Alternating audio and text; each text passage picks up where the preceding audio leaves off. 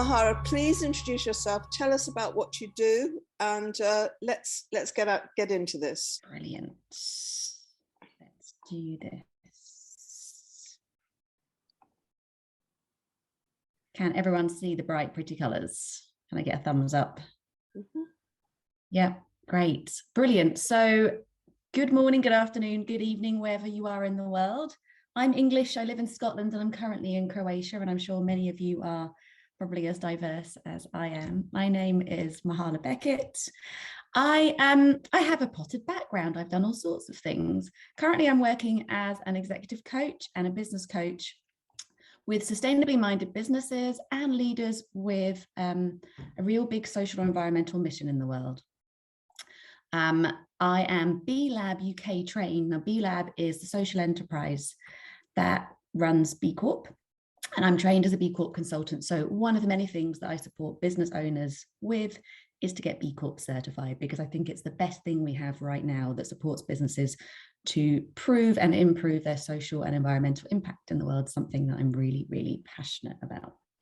My dark background is I'm a recovering economist. I used to be a development economist for the British government. So I used to work in Kenya, Malawi, Somalia, and West Africa as an economist for the British government. I then realized that business really can and should be a force for good in the world to solve big problems like poverty and inequality and sustainable inclusive growth. So I tested that by moving to the private sector, and I went to run the Africa region for Intrepid Travel, which is an adventure tourism company. And I took my Kenya, Tanzania, South Africa businesses through B Corp, and I realized that actually business can be a force for good, and that B Corp, as I said, is the best framework we have to support businesses to think about how they can be good for people, planet, as well as being profitable, sustainably, financially sustainable companies into the future. So when I certified as a professional coach, I wanted to add B Corp consulting into my portfolio of what I do, because I really think it's a great help, great framework, great support for business owners to be better in the world. So that's me. Feel free to add me on LinkedIn. The QR code is there if that's helpful. I'd love to hear from you. So what are we covering today? Now, I'd be very happy for anyone that's watching this live for you to let me know what you'd love to get out of this so I can make sure I cover it. Feel free to speak up or put something in the chat. What I'm planning on covering is, well, what is B Corp movement? It's getting trendy, it's getting fashionable in the UK and elsewhere, but not a lot of people really know what it is. So I'll explain a little bit about where it came from and what it is now. How can it benefit your business? So it's not just about being great and cuddly for people and the planet. It can actually be an incredible force for driving your business forward. So how and why? How do you become B Corp certified? We won't go through that in detail, but I'll basically tell you the steps about what that involves. And we'll give some time for Q&A if anyone else has got any particular questions. And I will tell you a little bit about B Corps in your industry, so you can get some inspiration and maybe some companies you can reach out to. Does that sound good? Any initial queries, questions, things you'd love me to cover on top of that? I think we're all right, aren't we? Yeah. Okay. Do just interrupt me as I'm going through, no problem whatsoever. This can be as interactive as you like. So what is the B Corp movement? The B Corp movement actually started in 2006 in the States. It's not quite as, not been around in the UK for quite as long. It's still very much growing.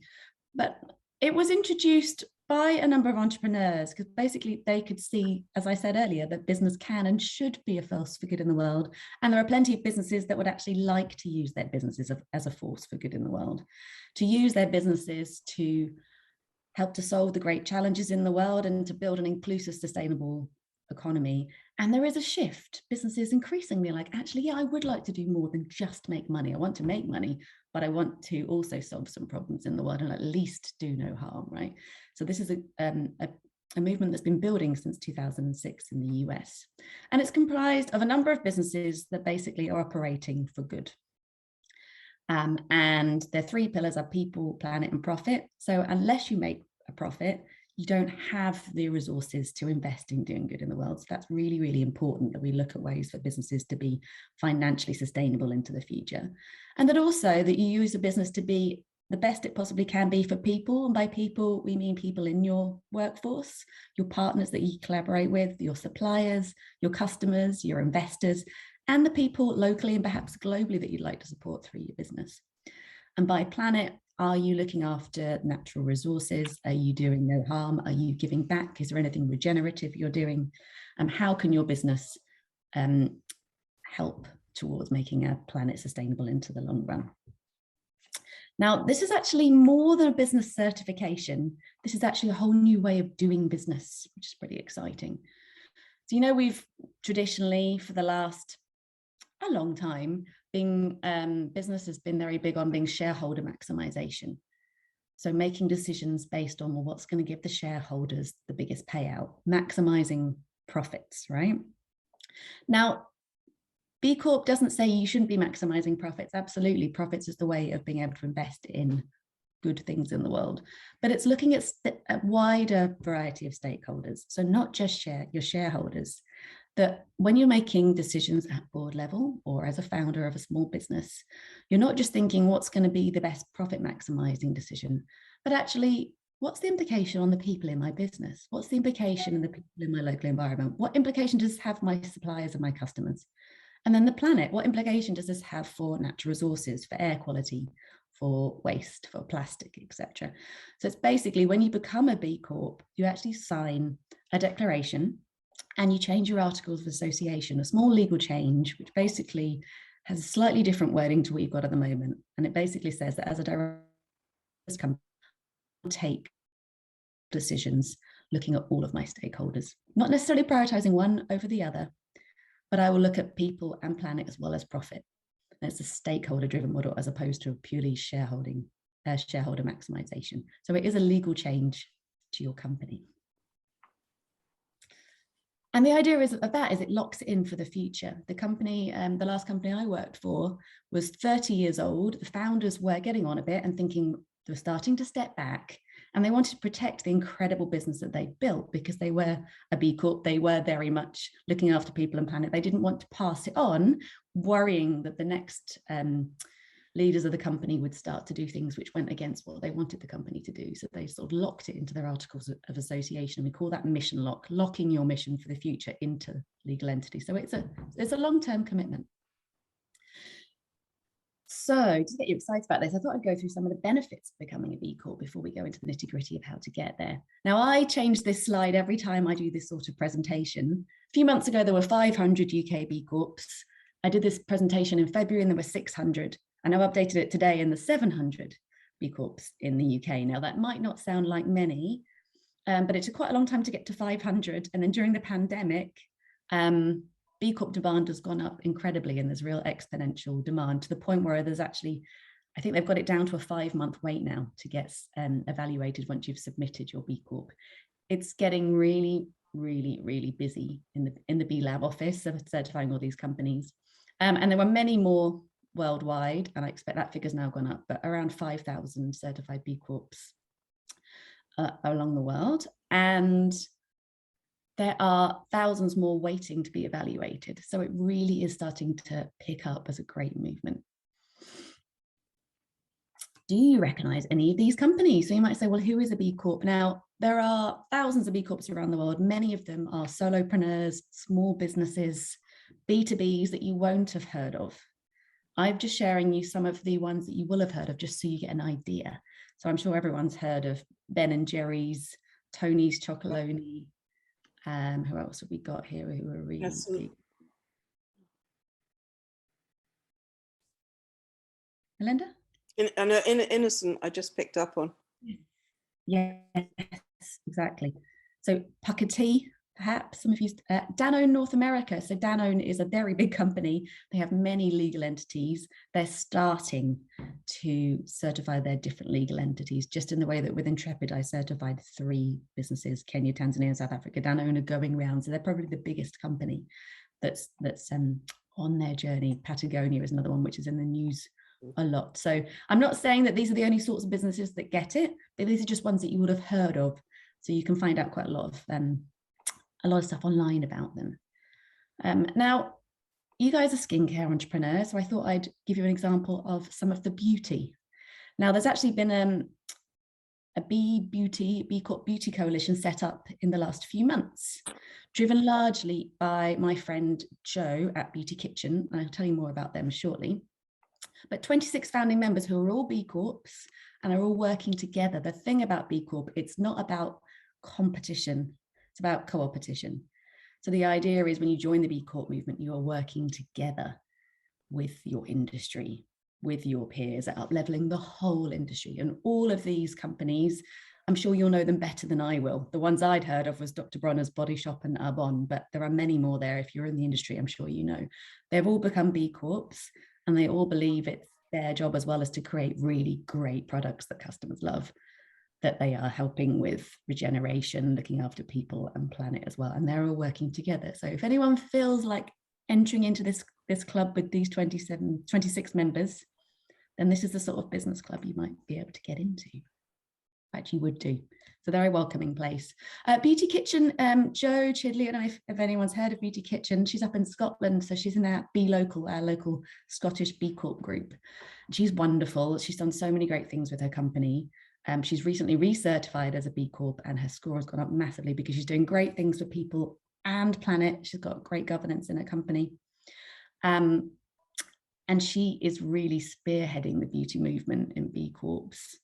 And as you can see, these are some of the things that she aims to do with her company: cruelty-free, zero plastic, cradle to cradle, and vegan. And she's actually launched a brand of refillables called Re, which she's providing to people like the body shops so that people can go plastic-free as well. So if you want some inspiration, someone to look at, I can really recommend Jo's Beauty Kitchen. She's doing some really great stuff.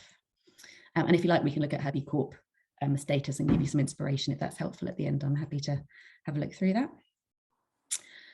So why would you become a B Corp other than to hang out with those incredible brands? Well, there are 4 main reasons I would say that means that B Corp is great for your business. So first of all, especially if you're starting up, looking to scale up, attracting investment. When polled, 83% of investors said they're more likely to invest in a company that's well known for its social responsibility. No skeletons in the closet. Always good when someone's investing in you. And in fact, there are increasingly a number of investors that are really looking for long-term sustainability to invest in. I know BlackRock recently said that in the future, they'll only be investing in companies that can show really good ESG, economic, social, and governance reporting. So if you're looking to attract investment, even if you're pre-startup, you can become a pending B Corp, just a signal to investors. This is the sort of company I am. I'm going to be looking after people and planet, and I'm going to make sure my business is sustainable, not into the long term financially, but in the world in general. So do think about that if you're thinking about attracting investment. Retaining and attracting talent. I don't know how many of you already got teams, but and how many of you are millennials. I'm just on the cusp, but 85% of millennials, when polled, said that they actually value making a positive difference in the world over strictly professional recognition. People are looking to work for good companies that are aligned with their values and their missions, and they're more likely to stay at a company if they feel like they're doing good in the world, not just making a profit. So if you're looking to attract and keep good talent, signaling that you're the type of company that's going for B Corp can be really important. Brand loyalty. Now, we all know that when polled, customers say they're more likely to buy a product that's social and environmentally friendly, but you can see in the brand loyalty, let's say of people like Patagonia, of Ben & Jerry's, of Body Shop, if you're that sort of customer and you can look at 2 products and one is doing great things in the world and one isn't, like I will buy Ben & Jerry's over Haagen-Dazs. I will buy Patagonia over North Face. When I'm looking for a business bank, I'll see, is there a B Corp that's a business bank? When I'm looking for a travel company, I'm more likely to travel with Intrepid because they're B Corp. So brand loyalty can be, something, it's a good badge of honor to say that, yes, you'll travel with us and you'll travel again and again, because we're not only a good company, we're striving to be a better company year after year after year. And that's really great for brand loyalty. And performance. So we'll go through a brief description of the B Corp framework shortly, but it's pretty rigorous. It gets you to look at every single area of your business and think, what am I doing now? What would I like to do? What can I do better? What are good examples in this area of being a great business? So not only do you be better for people and planet, but you have more eyes on your operations. You're constantly looking at improving things, not just in a cuddly way, let's try and do good, But with eyes on your business, your operations are going to improve. You're going to be improving effectiveness and efficiency, which of course then feeds back to brand loyalty, because your product will be better, your relationships with suppliers will be better, your relationships with customers will be better, you'll get better feedback. So you're going to have a better performing business if you use this framework and put eyes on. Can I add a key market driver here? Yeah, please. I've recently heard from a PR company that the major London stores will not look at new skincare ranges unless they are in the B Corp process. Wow. Which is quite a big driver. That's insane. Yeah.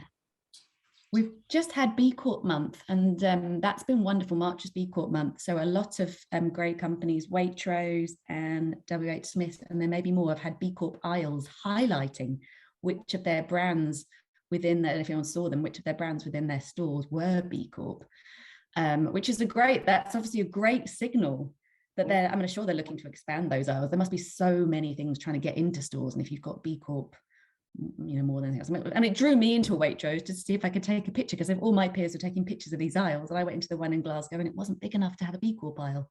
Oh, Waitrose for no reason. But yes, it's increasingly being shown not just as a badge of we do the right thing, but a badge of quality, because you've taken the time and the energy to look at all of your operations inside and around your business and to get things certified. But I would say it's a massive badge of quality and intention.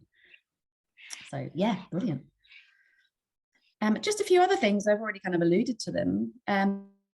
We have B locals around the country or international. You will have them in the US and Australia and wherever else you are. So in Scotland, we have a B local. So all of the B Corps that are already certified and the ones that are going through certification, and B leaders, myself and a few other consultants, we meet every month and we get together and we have socials and we do different kind of webinars and talk-ins on things that our businesses are uniquely quite good at. So everyone learns and supports each other. We promote each other. We buy from each other. Most importantly, B Corps buy from B Corps.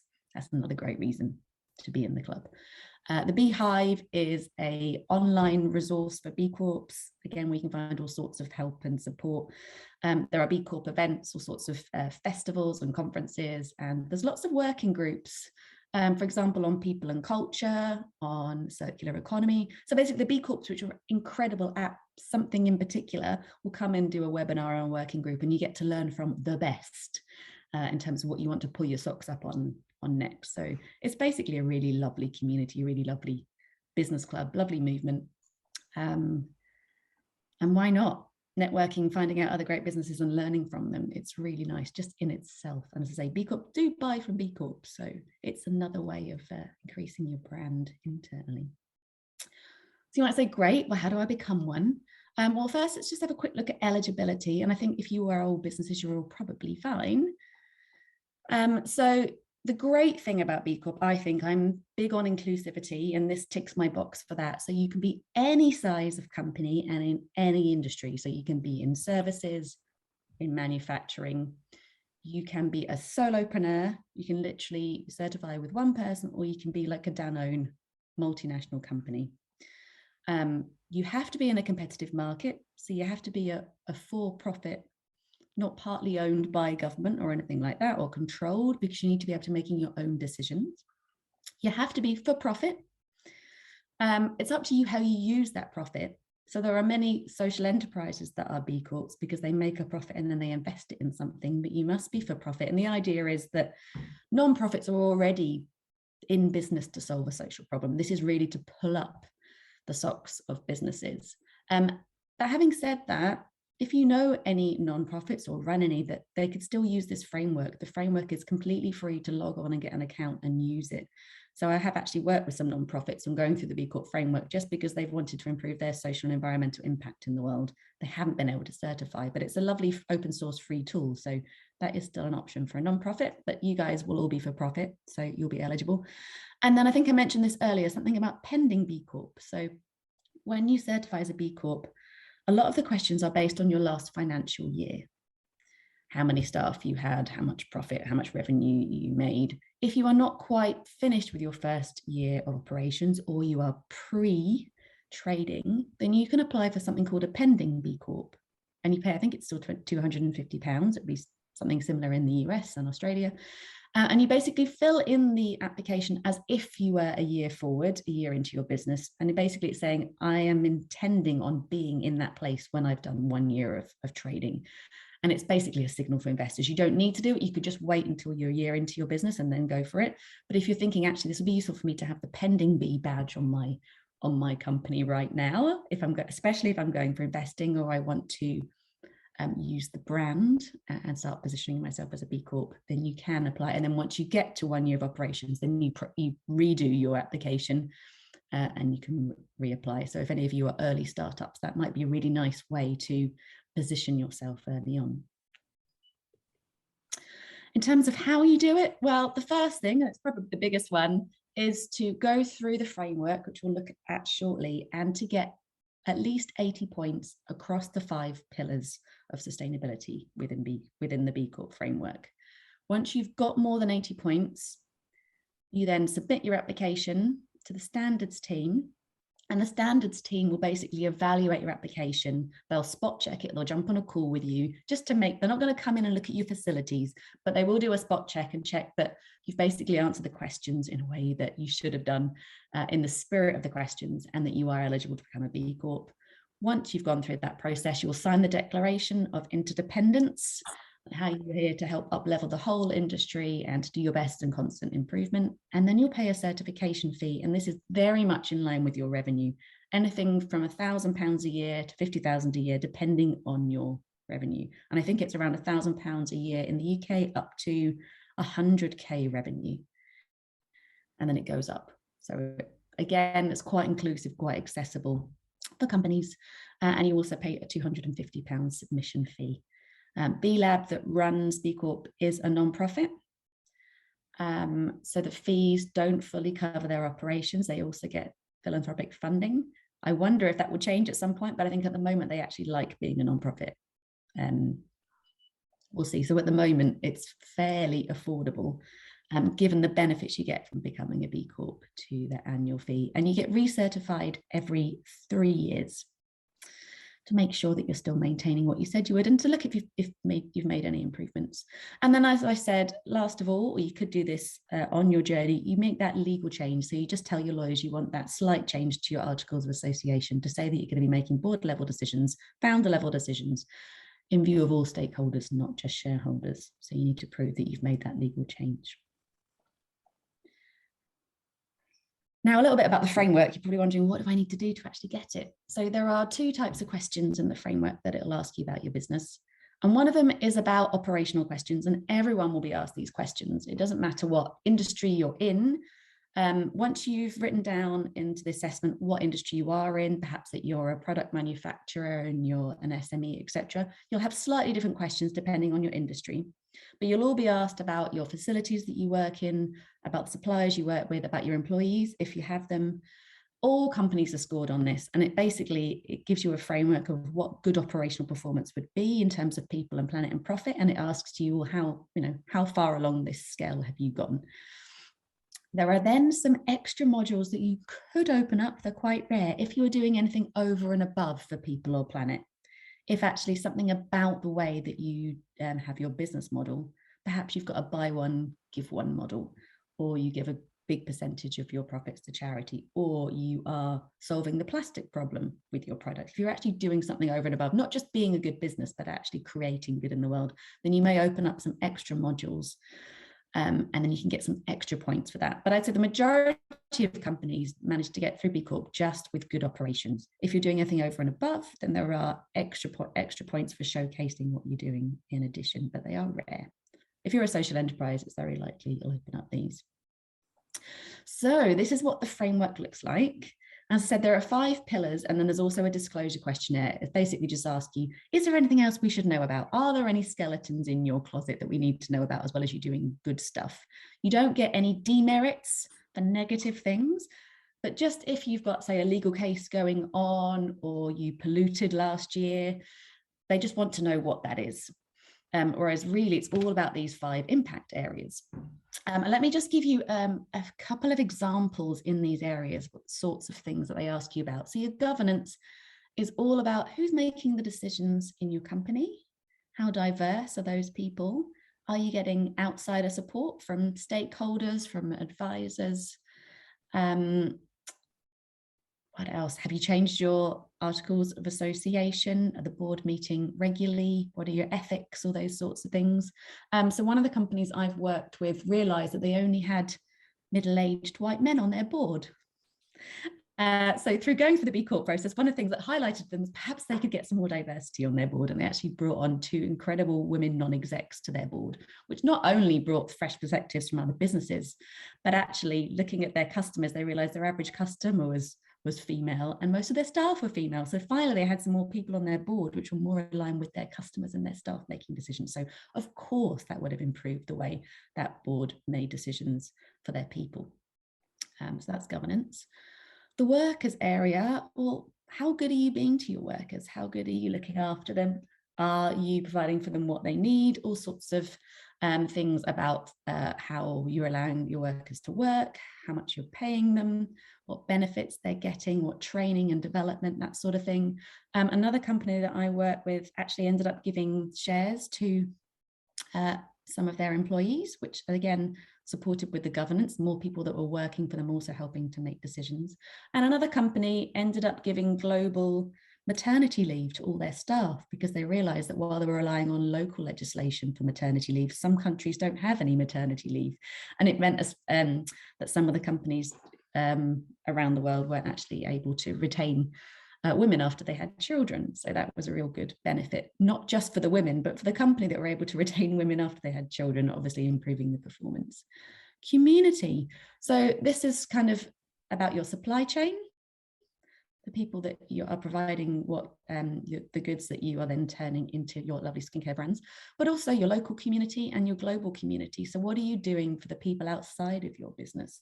Are you giving back in some way with pro bono or voluntary service? Are you donating to causes that are important to your business? And how are you looking after those suppliers? How are you making sure that they're doing good in the world as well as yourself?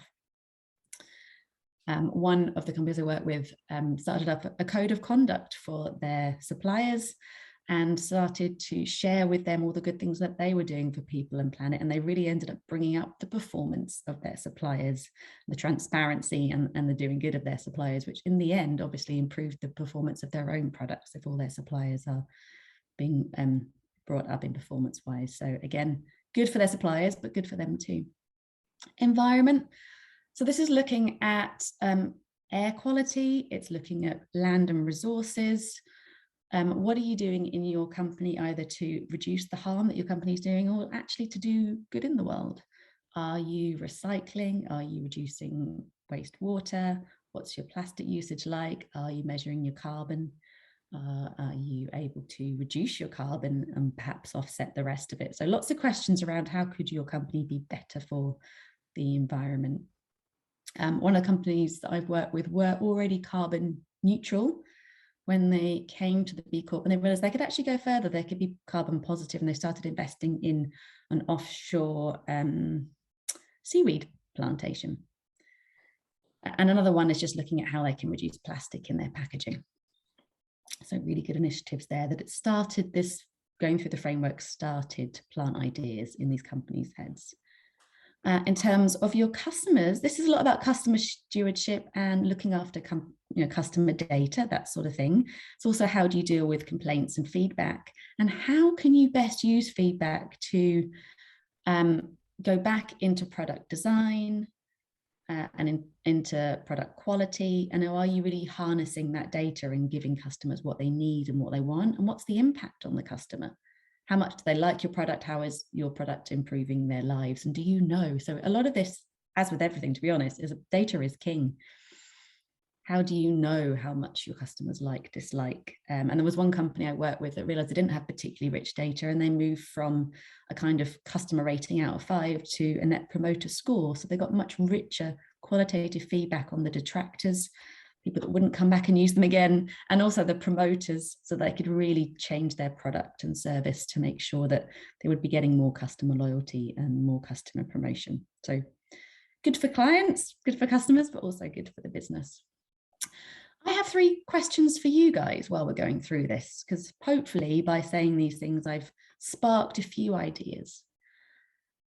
But if we were to think about you going through B Corp, and if I was to bump into you in 3, maybe 5 years, depending on what kind of time scale you'd like to plan over, if I was to see you in 3 or 5 years and you were to be full of it about how proud you are about your company, about what great things your company is doing for the world, about how well you're involving your stakeholders in your decisions for your company, about what great things you're doing for your employees and what they're saying about how much they love staying with your company, about what great you're doing in your local and global community, about what good is being done in the world because your product and service exists, about how incredible your supply chain is maybe.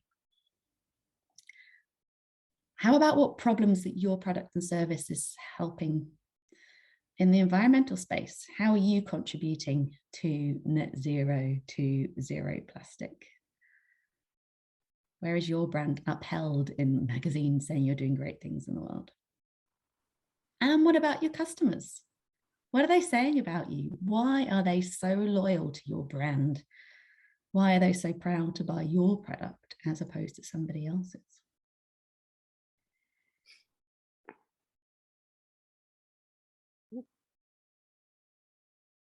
Have a think about that. Have a reflect. Where would you like your company to be in 3, 5 years' time? What would you be so proud to be saying? And then what is it already? I mean, you may be pre-startup, you may be making sales, who knows where you are, but what are the strengths of your brand already? What are you already proud about the way that decisions are made and the ethics of your company and the values? How good are you to you or to your customers, to your workers, already? Where are your strengths there? Why do people love working for you and with you? What good are you already doing in your local or global community? How are you already starting to solve environmental problems? And why do your customers buy from you already? Think about how you can build on those strengths, expand on those strengths, bring them to more services, start to talk about them more perhaps, or perhaps it's just about formalizing them and bringing them into the future in a sustainable way. And then question 3, what is it about your competitors or your peers or your mentors, maybe it's Melinda, that triggers you, that not only makes you think, oh, I should be doing that, or I could be doing that, but actually I want to be doing that with my business? What is it about the Body Shop? You're like, one day I'd love to be doing something like that. So don't worry about the shoulds and the coulds, but what would you love to be doing that you can see other competitors doing where you'd love to start to work towards?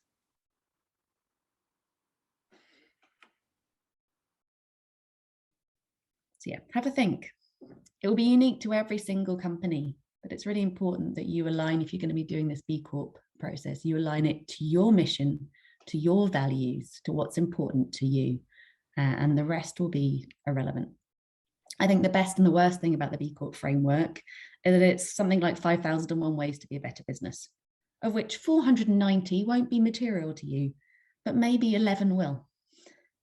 And what are those 11 for you?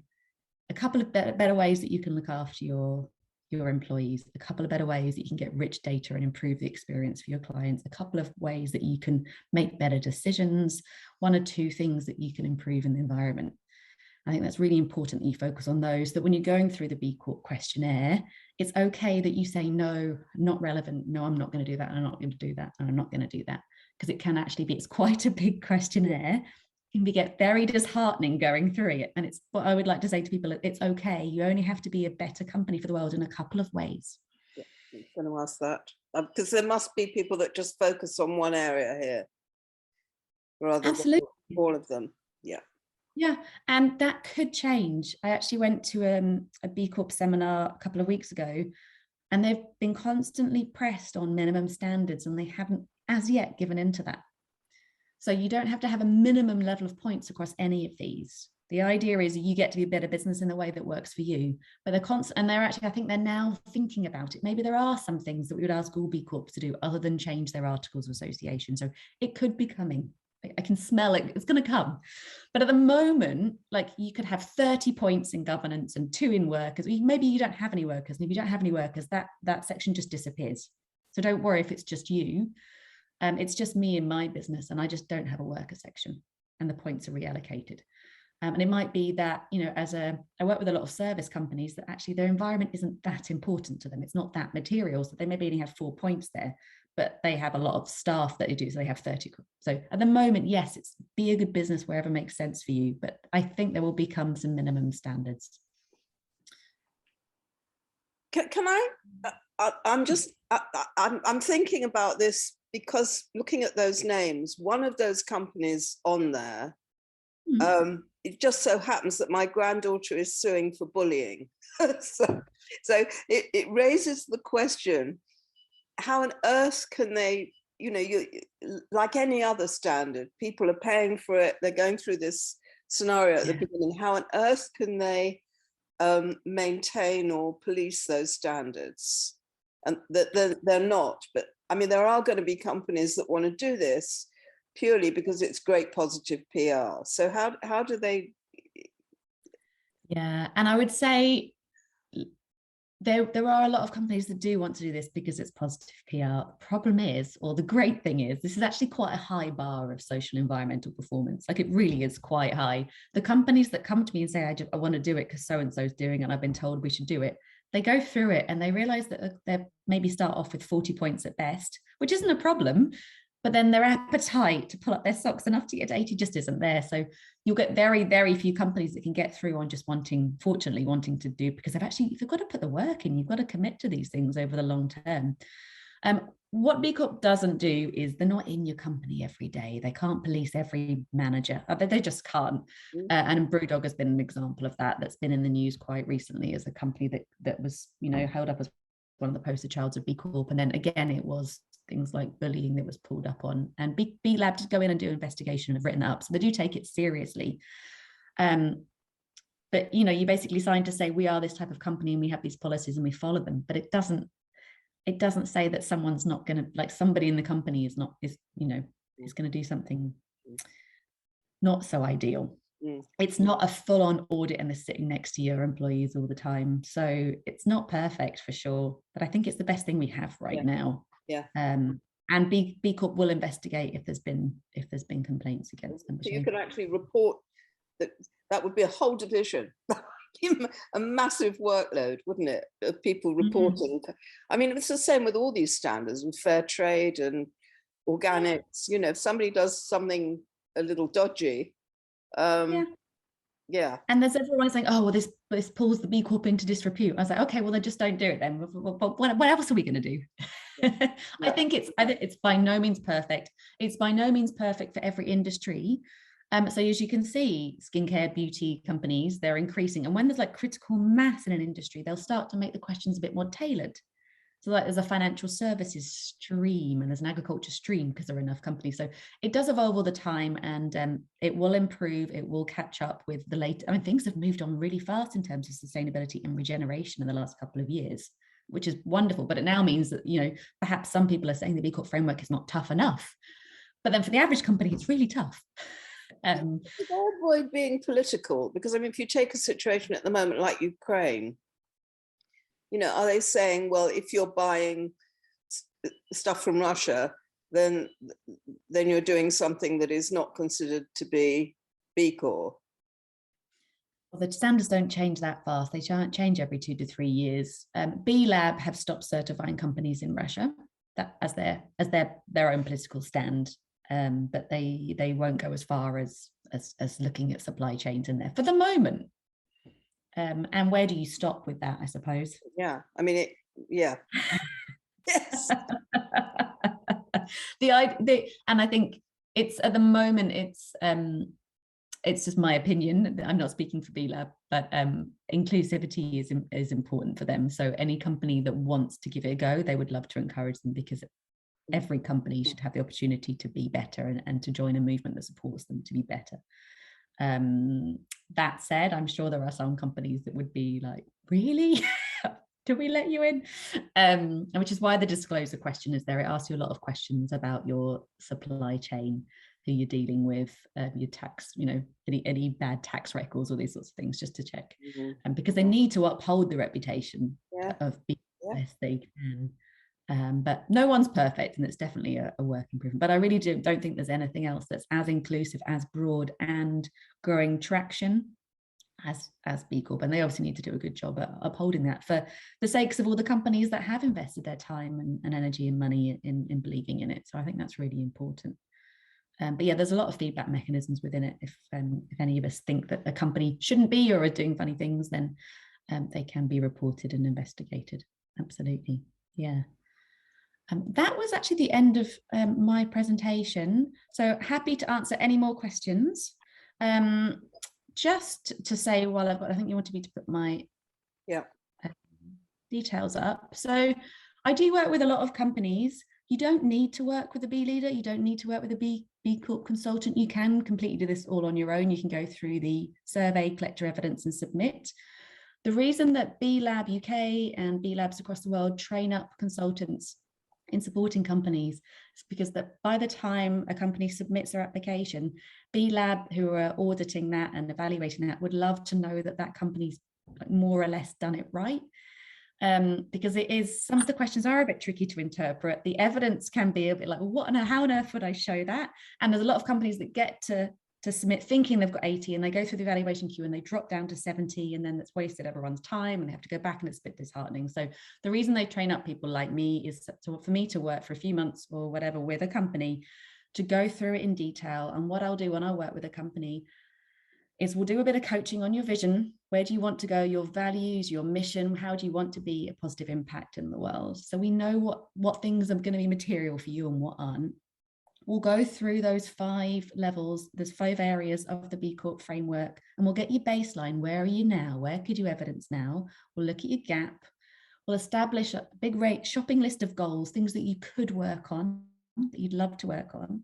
Then we'll put them into a prioritized roadmap improvement plan for you. So let's say you do the B Corp assessment, you come out with 50 points. You need another 30, and we'll prioritize, well, these 8 things are things you can work on to get you to 80, and I'll support you with that. I'll provide you with guidance on policies and processes and operationalizing that plan, so that when you get to submit, hopefully with around 85 points, a little bit of a buffer, that we're all 95% confident that what you're going to go into the evaluation and the audit is what you're going to come out with. So you can confidently submit. You've got all your evidence to hand, that you fly through that evaluation, and it's not like a scary thing that's happening to you. So if anyone is interested in getting support, or even just jumping on a call with me and checking, am I ready for this? Or what point should I do this? Would this be a good idea for me? Then feel free. This is a QR code to my website. You can book a call with me through that. Jump on, have a chat, see if you're ready, see if it's something you might do now or later. And if you'd like some support, then I have an SME package of £750 a month. And I recommend probably 3 months would be sufficient working with me to get you well on your way to knowing what you need to do to get B Corp. And who knows, you might already be there if you're doing lots of good things in the world. So happy to support anyone here that would like some extra support, even if it's just jumping on a call. Are they, when you talk about doing good things in the world, are they open to new ideas, or do they have sort of, I planted X number, how many trees have you planted? Is it categorized as to what they give points for? Or could you say, well, I'm taking on a group of handicapped people that can do this, that, and the other? And will they allocate points to something that's out of the norm? Yes and no. So some of the categories are quite broad. So it might be, and the way I like to think about it is sort of there's 3 stages of getting points for something. One thing is saying you're going to do something. So let's say we're going to have a company policy to give 5% of our time pro bono to good organizations that we believe in. Maybe handicapped people, it may be planting trees, who knows. The second, so you get some points to say we commit to spending 5% of our time on pro bono stuff. Doesn't really matter what it is, but stuff that's important to us. That's what's important about it. And the second thing is, well, did we actually spend 5% of our time pro bono? Do we have a record that happened? You actually did it. Well done, more points. And the third one will be, well, what positive impact did we have as a result? Or as a result of us spending time with these adults with learning disabilities, reading improved, or whatever it might be. And the same way, like one of my commitments in my business, I commit to give at least 5% of my revenue to the Hunger Project, which is a charity to support women in developing countries to increase the sustainability of their families, basically. And it's so I commit to give 5% of my revenue to charity. I show in my financial accounts I have given 5% of my revenue to charity. And the impact of that, because I gave that much money to the Hunger Project, 60 entrepreneurs, female entrepreneurs in India were trained on entrepreneurship, for example. So some are not specific. It's all about, do you do this genre of thing and can you prove it? And did it have a good impact? Other things are more specific, and especially in the skincare range, there are certain certifications that are tried and tested, and there's like case law for it being accepted B Corp. So something like organic. If you're certified organic, 100% you can get the points for it. There are other things. I'm working with a clothing company and they were using lensing viscose, which uses less water, et cetera, B Corp were like, ooh, I don't know, we've not heard of that. Not sure we're going to give you points for that. So it's emerging all the time. But if you are fair trade or organic and something that's really like, that's got a really good, robust model, then that will work for you. And like I say, it is interesting. Sorry to interrupt, but it's interesting because I would, if my guys wanted to give back financially, I would be encouraging them to invest in something like Kiva rather than giving to a charity, because that generates work, etc. And because I have concerns about the sustainability of committing to giving money away in the first couple of years of your business, because you just, you need all the resources that you can get. But something like Kiva, you can invest in when you've got the cash flow, and you will get it. It's an investment rather than a gift. You're familiar with Kiva? Yeah. And I guess you may not therefore get the points under design to give, but you would get points in terms of positive impact elsewhere in the community. Right. Good. They are flexible. When I took my Kenyan business through it, yes, we recycled, but not in a way that developed country would understand it. And I was very nervous going in there, but I was like, no, I think in the spirit of the question, we do recycle. It's just not a traditional way. And they were quite open to be like, yeah, no, okay, that's the best you can do in that country. Go for it. So I think they are flexible enough, as long as you're sort of answering in the spirit of the question that we're doing good. Yeah. I think the more we feed back and ask questions, and I guess I've got like a hotline to the standards team. So if I'm ever not sure on something, I can ping off a question. So that by the time you get to evaluation, you're not like, ooh, that's a whole 10 points that are at risk. Dealing with all industries, that list of, it must be enormous. It must be phenomenal. Exactly. Exactly. Goodness. So Tracy, what do you think? I don't know where Elvina is. She's probably got a child on her breast, because she had a baby a couple of weeks ago. But we usually have the baby in on our sessions. There you are. What did I say? Hello. Yeah, I'm listening in. He was making noise, so I missed some part of it. But yeah, it is very interesting. Yeah, it's one of the things that I'm really looking to certify myself, to reduce plastic use in my products. Brilliant. Mm. Great. Wow. Sorry, I'm not too sure if I answered the question because he was making noise. All good. And you can listen back to the recording later if you missed any bit. How about you, Tracy? I thought it was a great presentation. Thank you, Mehala. I think this is wonderful. I'm just thinking, is it for me at this beginning stage? Are there any wholly Australian-owned beauty brands that are part of B Corp? Ooh, good question. I'm sure there will be. If you go over to the B Corp page, yeah, B Lab page, you can search by country. and you can just type in an industry. Yeah, there's a B Corp directory. That's the word I'm looking for. Okay. Yeah, sorry, I didn't look at the ones this morning. And one is at the tip of my tongue. You'll find them. I bet the guy with the coffee grounds is going for B Corp. What's he called? The guy that's doing the coffee ground, he's massive now. I don't know. But you have to do some research, but it could be great for you. Could be a great statement to make at this point. I mean, there's at least 10 other people in the group that I think will be hugely interested in this. It's just, I'm just embarrassed that you know, normally they would all be here, but they wouldn't do it at 3 in the morning. So no, and I'm sure I'd do it 3 in the morning either. So that's great. Well, hopefully they can all see the recording and they can reach out to me if they've got any questions. So the contact, Mehala's contact details are on the screen, guys, if you're watching this in the Facebook group. So do some research on your area. I mean, I think this is amazing. It's really, really good. And I don't think it's expensive either to do this. I just... Sorry, did I get it right? Is it $750 per month? Oh, this is my support. Sorry, if you'd like to work with me, this is my support package for SMEs. To submit your application, it's free to do the assessment. £250 or the equivalent in your country if you're elsewhere to submit. And the annual fee is anything from £1,000 a year, depending on your revenue. If your revenue is less than 100,000 UK GBP or equivalent, it's £1,000 a year, and it goes up if you're a much bigger company. So I'd say it's fairly accessible for all sizes of company because they scale the annual certification. Do we get points for inclusivity for having 2-week-old babies in on our conferences for future education? You just have to formalize it. So you have to say on your company policy that babies are accepted in all director level meetings. Yeah.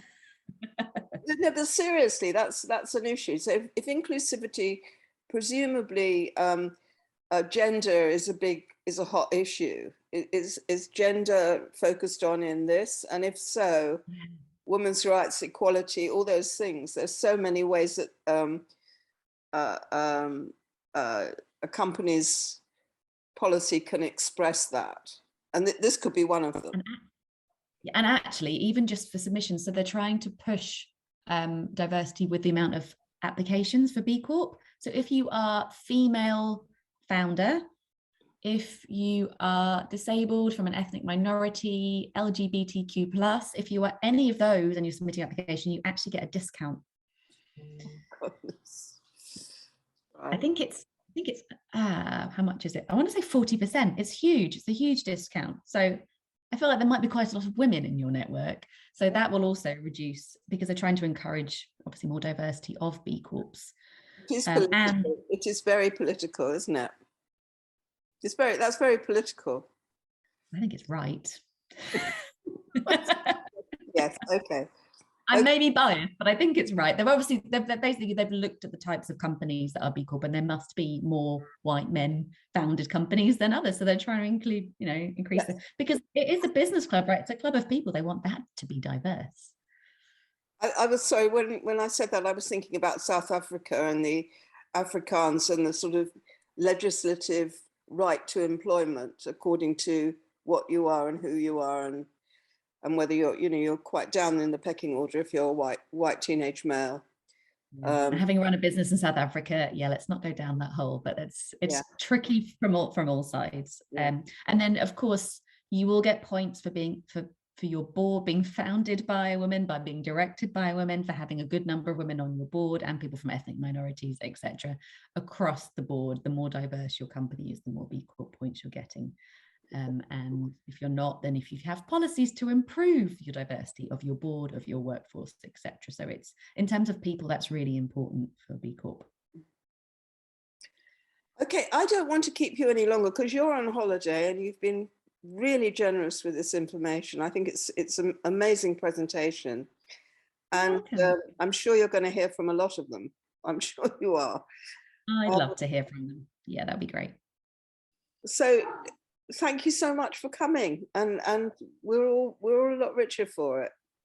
Thank you. Well, even if you don't go for B Corp, if this has just inspired you a few ways that your business can be better in the world and that you'll be proud owning it and finding it and working on it, then I'm happy. So thank you for listening to me today. And yeah, I'd love to hear from you. And Melinda, you're doing a great job.